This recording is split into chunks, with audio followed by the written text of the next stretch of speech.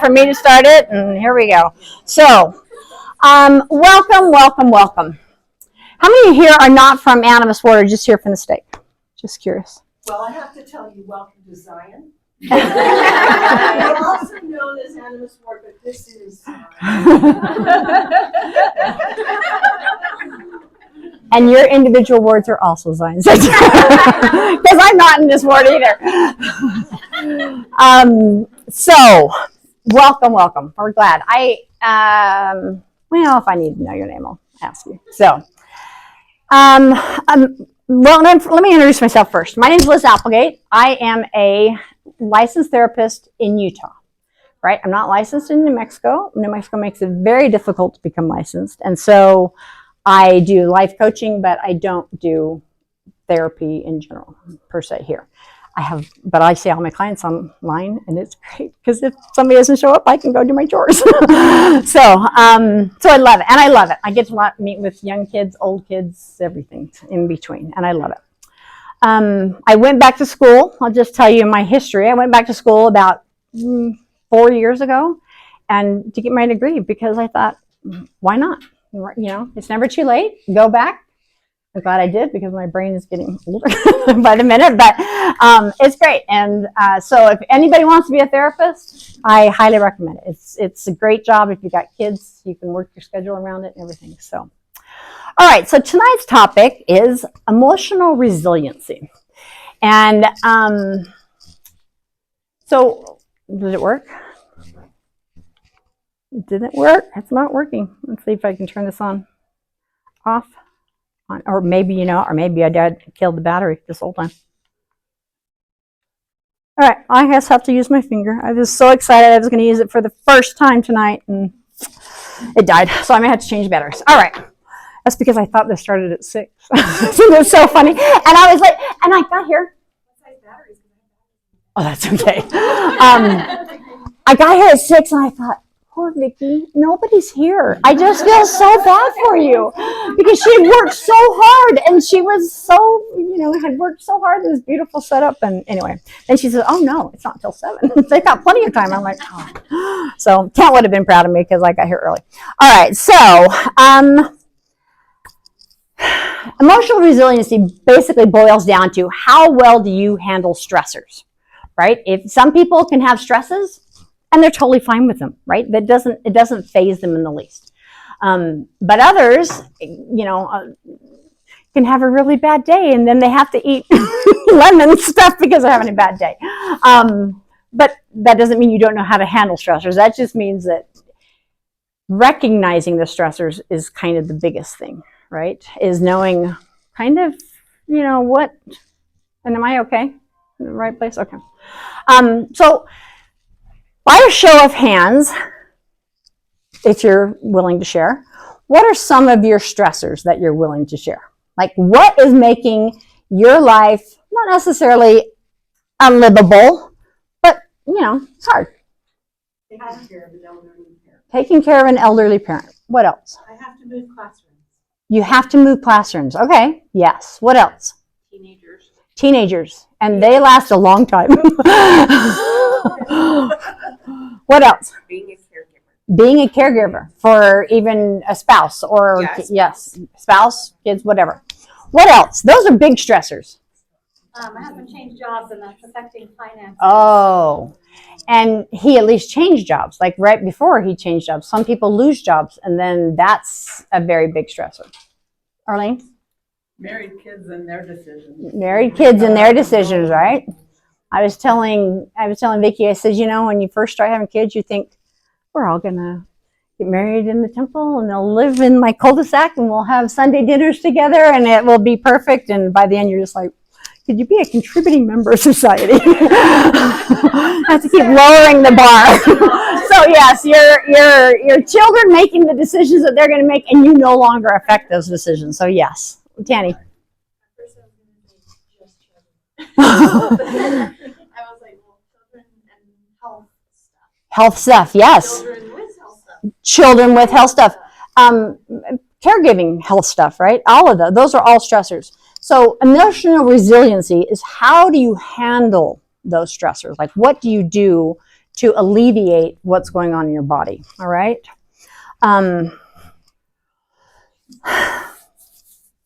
So first of all, in order to deal with your stressors, you kind of have to recognize your stressors. So this is like right under the light, so it's kind of hard to see. I'm sorry for all you people who might not be able to see it. These are the kind that people don't willingly open up, right? Is self-doubt or feeling unworthy about things. Too much to do or too little time. I would add to this, when you get older, not enough to do and not a purpose, no purpose. That becomes a stressor. Family dynamics and relationships, like what Erlene was talking about. Raising good kids, like what you're talking about. Navigating challenging family relationships. Learning to say no, right? How many times do we have, again, too much to do, but we feel like we have to say yes to everything that happens that comes our way. There's a fine line. For those who've been endowed, we made covenants to do that. But there is a fine line with your mental health, and you got to keep that in mind. Learning to not internalize things that you can't control. Where do I belong as a grandma, a mom, a wife, a sister, or a daughter of an aging parent? And then having more time to do everything. So it kind of runs the gamut, depending on what season of life you're in, right? So some of you were able to tell me what stressors that you were able to see and that are going on, maybe in your life or somebody that you know's life. I want you to take a look at the sister on your left. Some people have different lefts and different rights. Okay, now take a look at the sisters on the right. Okay. Now, do you think that either one of those sisters is dealing with some type of mental health issue? Now, I guarantee you that there is somebody 2, 4, 6, 8, 10, 12, 14, 16, 18, 20, 22, 23. There's at least 4 of you who are dealing, by statistics. 1 in 5 are dealing with some type of mental health issue. Anxiety, depression, or have dealt with it, right? Now, don't start looking around and like, oh, I think it could be her. I think it could be her. Actually, hold up the mirror, because at some point, you'll probably deal with something. But it's a challenge. It's a sobering statistic, right? That 1 out of 5. And when I say mental health issue, I don't mean like, schizoaffective disorder or some of the harder ones, but just anxiety, depression. I mean, and it affects people, right? I really be surprised if that number is even right. Yeah, you would think it's higher, right? Here's something that we've had this discussion about. Do you think that there's more cases of ADHD now than there was in the past? Okay, I think not. I just think it just went undiagnosed. Nowadays, I just think that they just lived with it. They found a way to live with it, or they were considered a quirky kid, or where they were, it just went undiagnosed. Now we know. Right, there wasn't a label. Yeah, the class clown or something like that. So I don't necessarily, I think that's right. Are we labeling too many? Are we quick to go to the fix, the Band-Aid?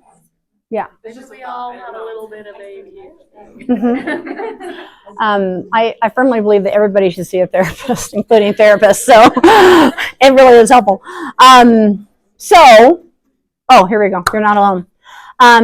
But since I don't really want to focus on the mental health issue side of it, please know that if you're going through something, you're not alone, right? And the more that we are able to talk about it, the more that stigma gets lost, right? There are so many people that have been diagnosed with, I should have got these names, that were famous, that have these diagnoses. And because they're willing to talk about it, it makes it less stigmatized, right? So I saw this meme once that said, in my generation, sorry, the volume, my generation said, I think she's seeing a therapist. And nowadays, the Gen X are like, my therapist says, because it's becoming more and more focused, and that's great. Here's the thing. I love the phrase, if you can name it, you can tame it. So if you can give a name to what you're feeling, then you will be better off. The story goes of the man that's mad at his boss, comes home, kicks the dog. He's mad at the boss. He's not mad at the dog, but he can't take it out on the boss, so he takes it out on the dog. He doesn't know that he's mad at the boss. He just knows that he's mad.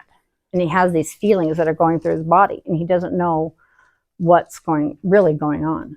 So it's learning to recognize, what am I feeling? What is it that's going through my body? What is it? Why am I really mad? Am I really mad at the dog, or am I really mad at something else? And what is that? And putting a name on it, right? Kind of thing. So, can you find the hidden tiger in this picture? Raise your hand if you can find it. There's a tiger. The sisters found it. Did you find it, Earlene?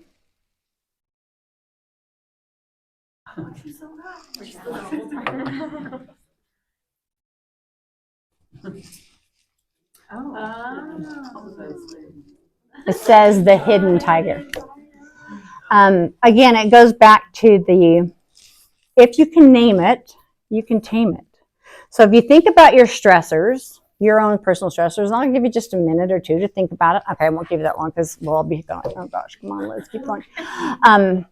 But if you can think about what's hard in your life, think about, in that stressors are a lot of them things that have happened in the past that are affecting you now. Are they things that are going to happen in the future? Right? Because those two extremes, you can't control. You can't control what's going to happen in the future. So we like to say, don't suffer twice. Don't suffer now, and then when it happens, it may never happen. It may never be a stressor. You know, it will always be a stressor. Well, it could be a stressor, but it may never happen. So do everything you can to plan for that, and then let it go. Now, what does everybody think about what I just said? Yes, isn't it? It is. It's so much easier said than done. Yes. So I kind of used to be like that. Like, I remember walking home from church once or something, and I was all by myself, my sisters, but it was a walk that like 6 blocks or something to home. It was doable. And I don't know. I just remember thinking, what if I get kidnapped? What if my sisters get kidnapped? And like, I just really, and I was crying, and I was like, oh my gosh.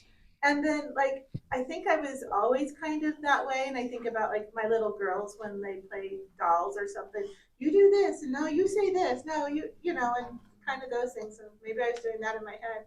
And then I remember another time when I was like newly married, and like dinner wasn't turning out the way I was wanting it to. And I pretty much already created this huge fight between me and he's not my ex-husband, but like I was like, he's gonna come home and say this, and I'm gonna say that. Like I was already, and then he came home, and I'm still cooking dinner, and he's like, "Oh, what's this?" And I go, "Well, it's supposed to be chicken cordon bleu, but wow." So, and he's like, "Oh, great!"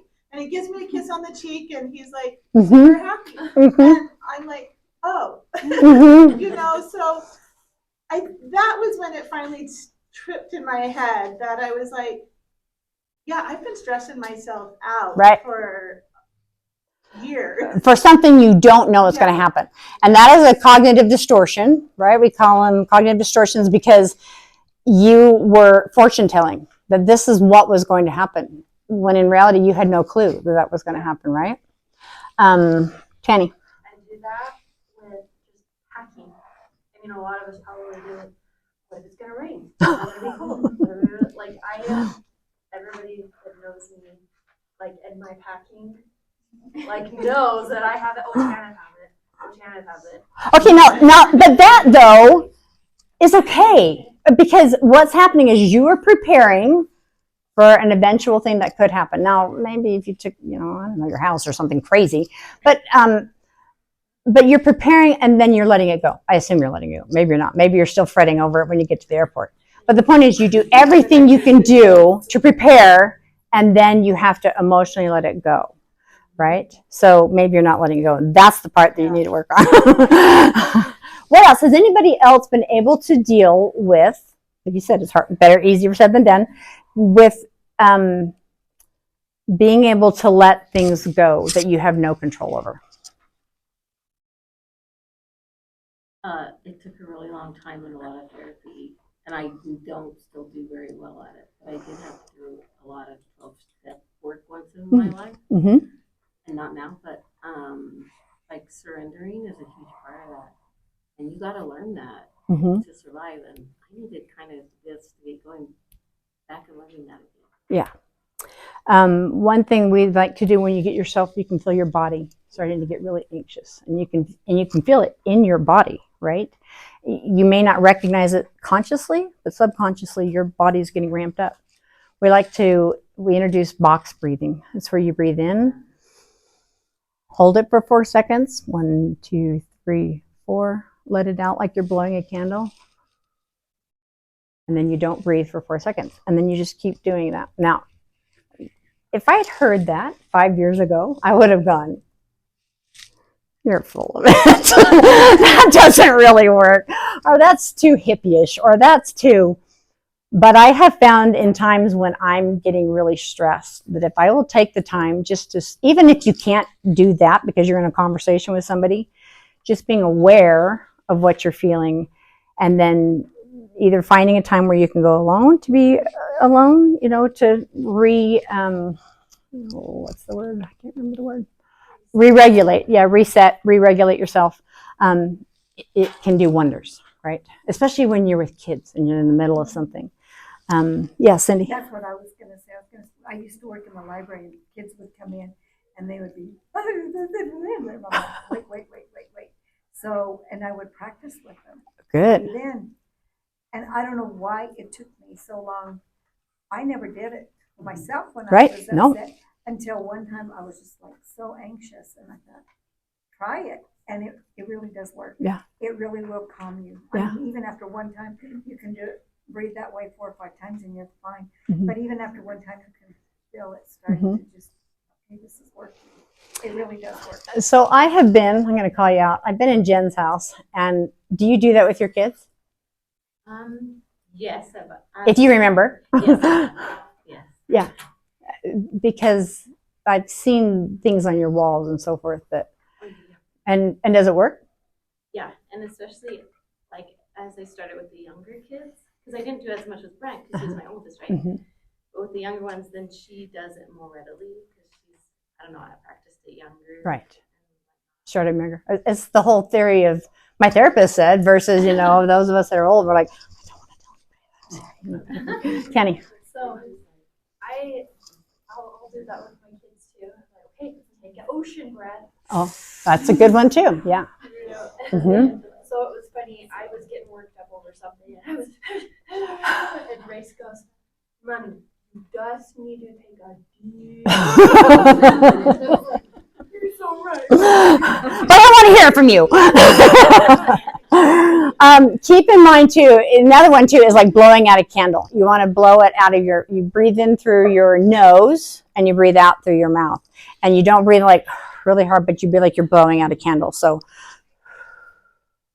do that. Okay. Just some coping strategies that if you get to that point. Yes. So my husband has shared one that he uses on, especially our little 4-year-old, and I've never thought about it before, but if she is feeling really upset, he'll go take her out and swing her on the hammock. Just having that rhythmic motion is very calming, and he tells me sometimes, like, I'm like, go swing. I think you need a swing on the hammock right now. And there is science in that, right? Because your brain goes back and forth. So that's why if you're feeling kind of up, you can also go for a walk. Because that back and forth movement of going for a walk and being outside also helps. So just go for a walk around the block. I was going to say, sometimes I'll tell my 8-year-old, go outside and snuggle the cat. We have a stray cat that lives in our backyard. It's not stray anymore then if it's... outside.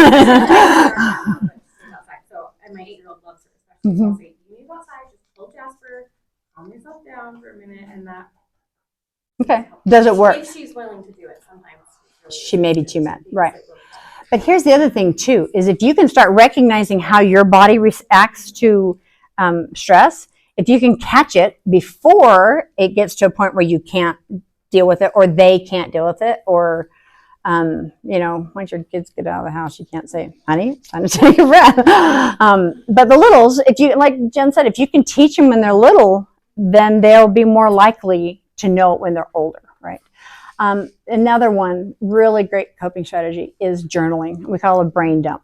I feel really angry right now, and then just let it go. And just wherever your brain goes, it may leave whatever you're doing. But journaling is a great way to recognize what's going on in your body, right? Yes. I just had in here, like, from a while ago, that said that there are only two things on planet Earth that you can control: your thoughts and your actions. That's it. So right. I thought that was neat, especially you have one kid. My kid's completely opposite, but one of them just like, want the candle, like, no, or like, yeah. try and take him somewhere, he's kicking and screaming, like trying to hit me, like, right. So like, I'm like, hey, you have these options, like, or I try and distract him, like, find something he's good at. And even as an adult, like, I dealt with postpartum depression, like, very bad. Strongly. Yeah. Whenever bad thoughts, like, came into my head, I had to literally tell myself, like, I would tell every time this happens, I'm going to think this, and right. then I'm going to do this. Right. Now, that's an interesting point, because you have a son that's reticent to whatever you're going to say. Doesn't matter, right? Is that right? Yeah. Okay. So my suggestion would be ask him what is going on. He won't know. My guess is he won't know what's going on for him right now. I'm just mad. Well, why are you mad? I'm just mad. I mean, he won't be able to say why he's just mad. But if you can talk to him and tell him that you really want to understand, like, because, the saying, no one cares how much you know until they know how much you care. Tell me why you're angry. Oh, that probably really made you feel bad. I mean, so that he doesn't feel like he's being judged. And when he can come to his own conclusions, we as adults, even the same thing. If we can come to what the solution is, it's a bigger buy-in, right? So with your son, none of those other things, coping strategies may work. You'll have to find what does work. And you just try this, then you try the next, and you try the next. And then you're also making, like, connection with him. Right. Like, as you're trying to help him process, like, right. his own, you're like, I care about him. Right. And he also knows, right, that you care about him and that you're not judging him. Now, there are times when they get older and when they're making decisions that are going to affect long term, there may be consequences for whatever they're doing.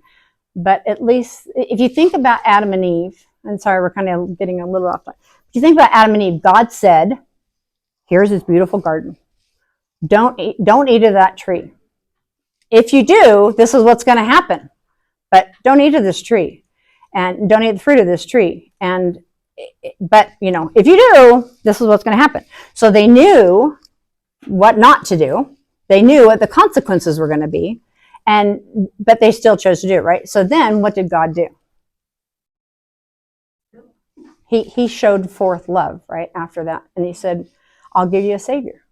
And they were like, yay. But they also had that little moment of time where they knew that what they had done was wrong. And God had told them, don't do it. So they still had to suffer the consequences, but they were also shown love by their Heavenly Father. It's an interesting parenting thing that you don't often think about. Did you have a comment, Tammy? Tanny? Oh, I just followed Dr. Amen. Don't know.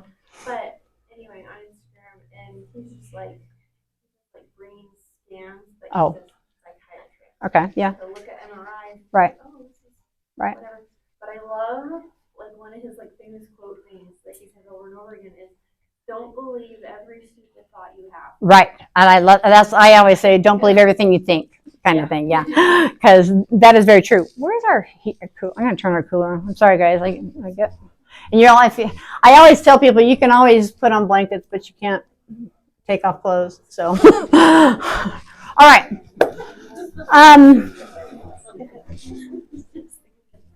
So here's a thing that I kind of want to to think on here for a minute. There are things in your life that matter, and there are things in your life that you can control. But where you want to focus most of your energy on, because sometimes you'll put it here and you will always put it there, is this little thing right here. You want to spend the most of your time on the things that matter and that you have control over. That is the key right here, is what you have control over, right? So what do we have control over?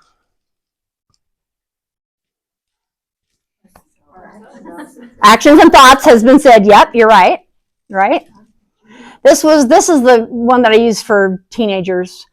But I really like this. What you eat, because that affects. I've got a daughter-in-law who was just getting really sick, and when she learned what she was eating was what was making her sick, she's been able to stay less in that sickness thing. So yeah, so what you eat can make a difference.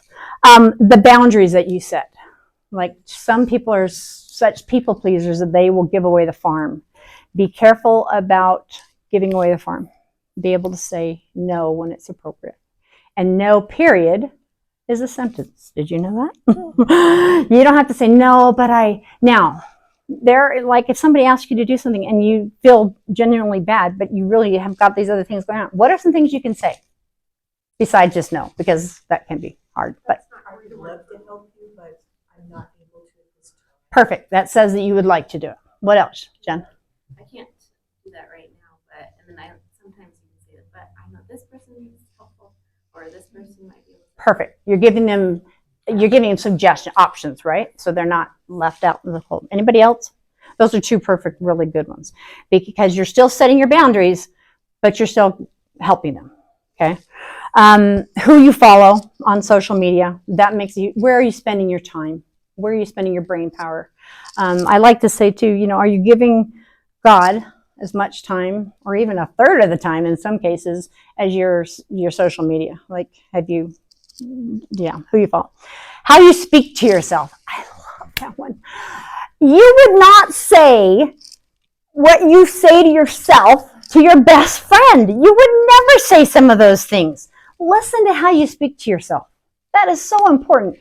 And give yourself some grace. Just be nice to yourself.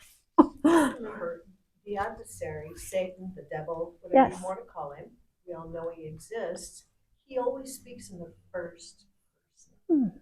So when that comes into your mind, you have to know that wasn't my thought. I like that. Yanni. I was just going to share, my husband has, I sometimes struggle with speaking kindly to myself. Mm-hmm. And We all do. Quick to say, stop talking to my wife like that. I love that. I love that.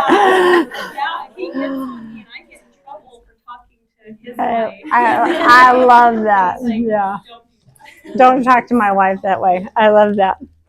And I do, because I have a friend that does the same thing. And I said, God would be so sad to know that you're talking to yourself that way, because he loves you and he loves you how you are. So he doesn't listen, but that's another thing. Your sleep routine, that affects your stress levels. That will, if you aren't getting enough sleep. And when you ask for help, you can control that. Like I said, we want to get out of this. I can't talk to people because they won't understand. Now, you do want to talk to somebody you trust, right? You're not going to go up to somebody and just say, well, I've got X, Y, all these problems going on, and because they're going to, first of all, the deer headlines go, wait, what's going on? But you want to, and then they may go to the next person and share your story. So you've got to make sure it's somebody that you trust. Anybody here know who Brene Brown is? Okay, she's great. I recommend her, highly recommend her. She talks about Square Squad. Does anybody here know what Square Squad is? Anybody know what Square Squad is? Okay. Take a 1-inch piece of paper by a 1-inch piece of paper and write down people that you trust their opinion, right? She calls that the Square Squad, because if something that you're saying in your head, the people that is on that piece of paper, and it's 1 inch by 1 inch because you don't want a whole lot of room, if they wouldn't agree with that, then their opinion doesn't matter. It's only the people that you trust. So write your square squat. Like, think of it now. Is there somebody that you trust that you could tell somebody if you were struggling? You don't have to raise your hand. I just do that exercise. And if you can't do it now, like, because that's a special person and you should surround yourself with those people, okay? And if not, go see a therapist because they hold those secrets good. All right, this one, I love this one too. This is another thing of things you can control and things you can't control. Somebody, who was it over here that was saying that you couldn't control other people's actions? I think it was you, about your son. Yes. Yeah. You can't, this is outside of your control. Other people's opinions, other people's ideas, other people's behaviors, their feelings, their words, their actions, their plays, their thoughts. You cannot control any of that. That's not within your control. How many times do we try to change somebody else? I just know if I do this, then that's going to change. I know if I do this, then that's going to change. We can't control it. That's not in our peruse, I think that's the word. But you do have control over your thoughts, your words, your actions. I don't know what the my play is. Anybody thoughts on that one? My play. Maybe how you play. I don't know. Your behavior, your feelings to a certain extent, your opinions and your ideas. Your feelings come as a response to something that's going on, but that's a whole other. So those are the things you have control over.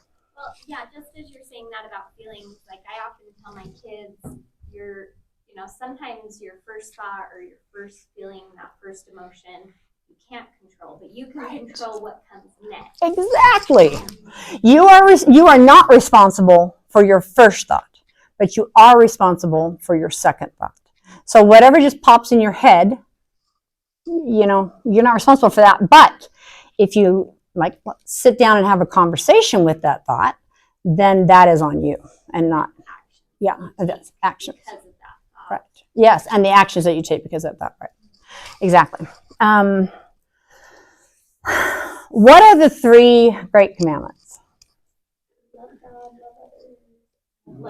Yes, you got it. Love God, love others, and as thyself. So you have to love yourself before you can love others. Let that sink in for just a minute. How do you love others? How do you lift other people if you're in the mire, if you're in the mud, if you're trying to lift people? That's really hard to do. So do the self-work. And I don't mean like go to the spa, doing my bath. Self-care is more than that. Self-care is writing your journal, figuring out where your emotions come from, learning about yourself, because too often we don't really pay attention to what's going on with ourselves. We're so busy with other people. Yanni? I'm going to share something that seems kind of contradictory, but sometimes when you are in that mire and you're struggling to love yourself, sometimes going out and serving someone That's true. else can lift you out of that and help you That's true. gain that love too for yourself, right? And No, that's true. yeah. And it's because when you start focusing on other people's problem, well, not focusing on, but it takes it away from your problems. I think there's a general conference talk to that very, And you feel so good. you feel better. Has anybody ever done that? Give me an example. I don't know. Well, She goes, I didn't know you were going to call on me. so I'll just say I was going through a really rough patch in my first marriage. Mm-hmm. And so, but at the time I was trying to make things work. And, we were poor, I was in college, I had little babies. I mean, seriously, all the stressors that were there. And I was called to be a counselor in the Ward Relief Society of our BYU stake or ward or whatever. And going out and hearing everybody else and what they were dealing with, I was like, oh, that's not so bad. It's just kind of. It puts things into perspective, right? Yeah. Now, having said that, I do have to say there is no hierarchy of pain, right? So just because a 16-year-old breaks up with her boyfriend, that pain is as real to her as somebody whose spouse of 60 years is dying or something. Yeah. And it may seem, oh, your pain is nothing. It's still their pain. But I do agree with you 100%, not even 99, that going out and hearing other people's does kind of put yours into perspective. Right here, then here, then here. I was just gonna say, when I was in college, I had a job at like a restaurant, bakery place, and I always noticed when I was in like a bad mood or I was stressed about, homework or social life or whatever, and didn't want to go to work, I would go to work and like be friendly with customers and with my coworkers, and I always felt so much better, just Yes. getting out of my own head and Yes. being kind to other people. Getting out of the house, changing your environment, that will help quite a bit. If you get into a mire, change your environment. Just go even into the other room can sometimes get your brain out of that spiral that it's in. Who was over here? There was you, but I had somebody else too. Anyway, go ahead.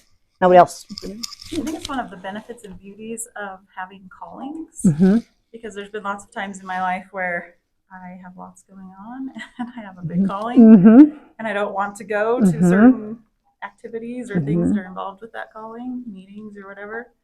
And every single time I go, I come back recharged and feeling better and like I can handle more that's on my plate.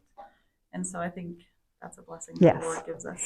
It is a blessing. And I love that you said that you're real.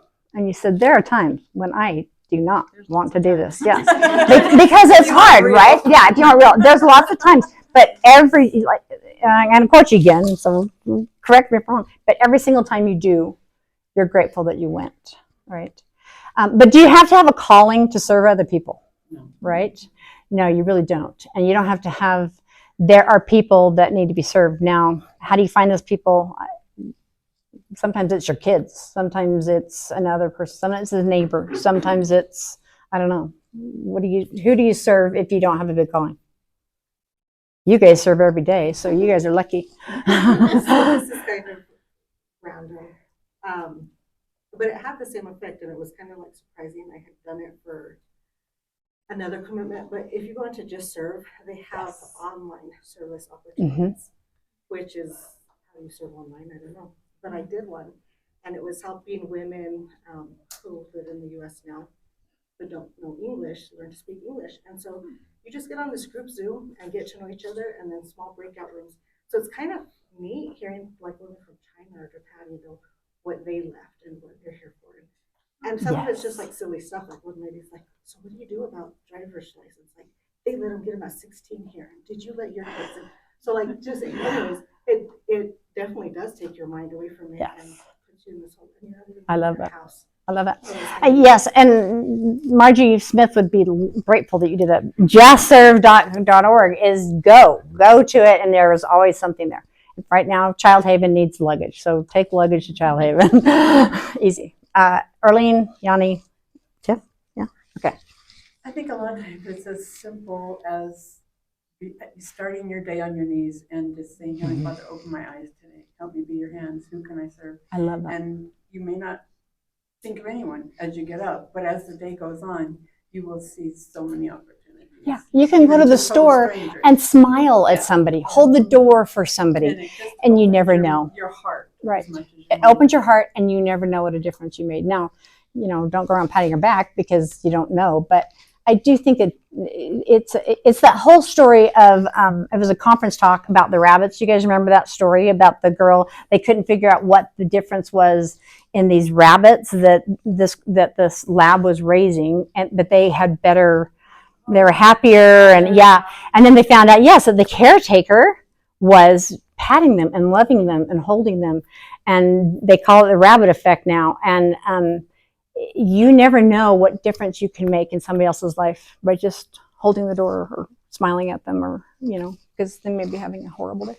Yeah. Well, my comment was going to go right along with that, is to say, just with people at the grocery store, just smiling and lifting, or saying, "Oh, you look beautiful today," or whatever.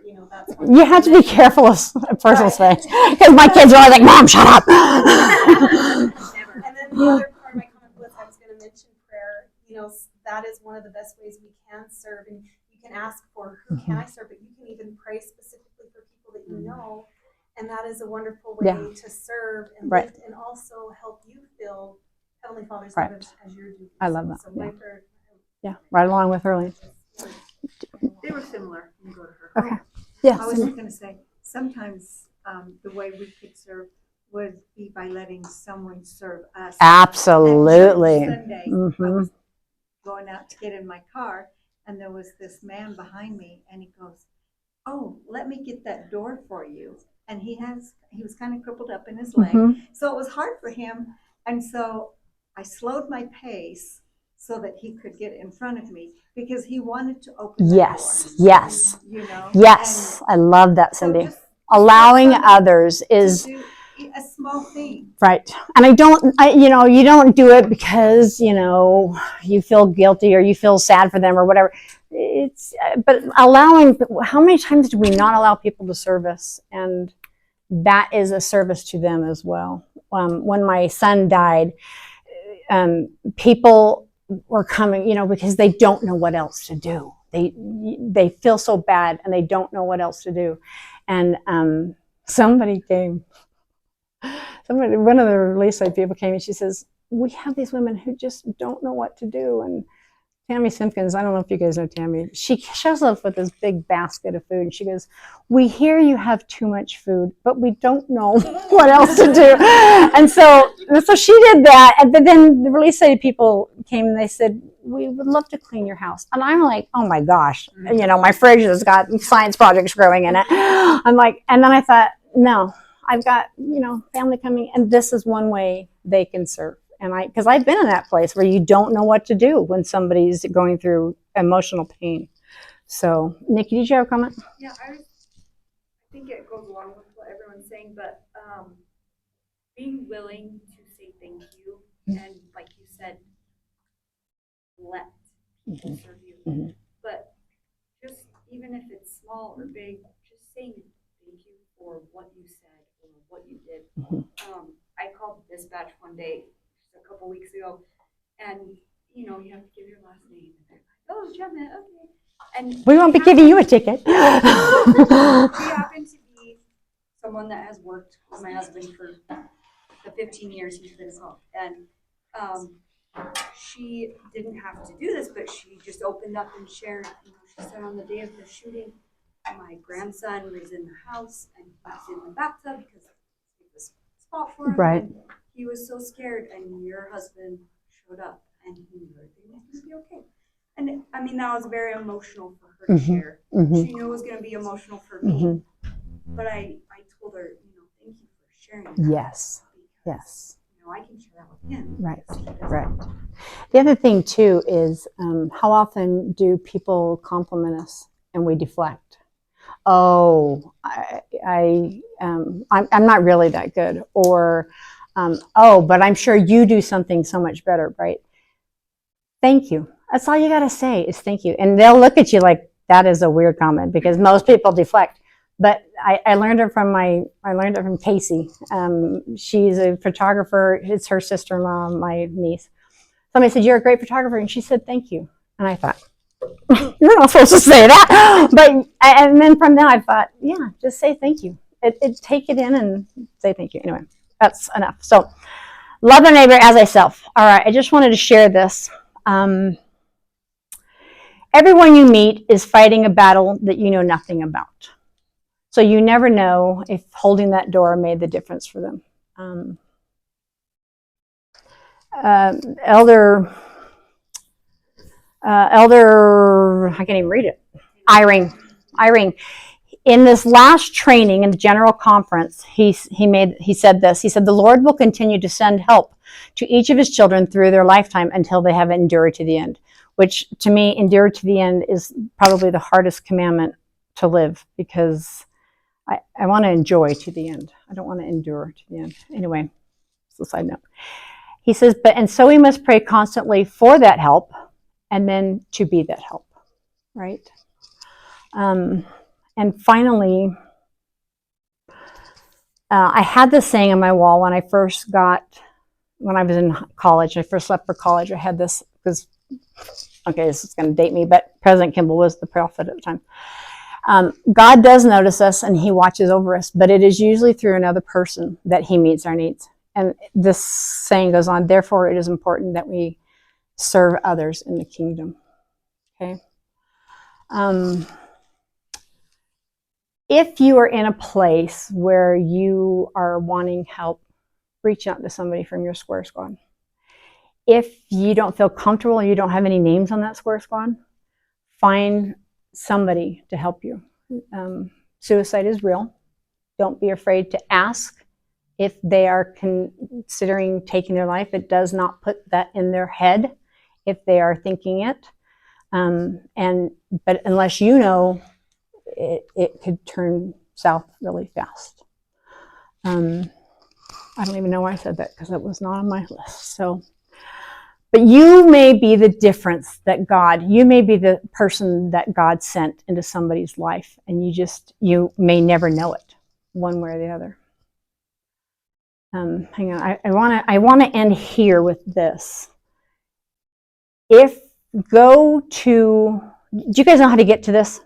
So on a computer, you're going to do the website. But on the library app, if you go into your library, you go to library, life help, mental health. They have a ton of resources in there that most of us don't even know is there because who goes through the tools. But I recommend those. So go to library, then life help, and then mental health, and they have a lot of things in there. Did you want to say one more comment, Jenny? No, I think Okay. Sisters, God loves us. He loves you. He wants us to be together, and he wants us to come home to him. And so that is my prayer, that we can help each other on our road, and then as we pay attention to ourselves. And it was a heavy topic, I know that, but I appreciate everybody's comments and thoughts, and I leave these things with you in Jesus Christ's name. Amen. Amen.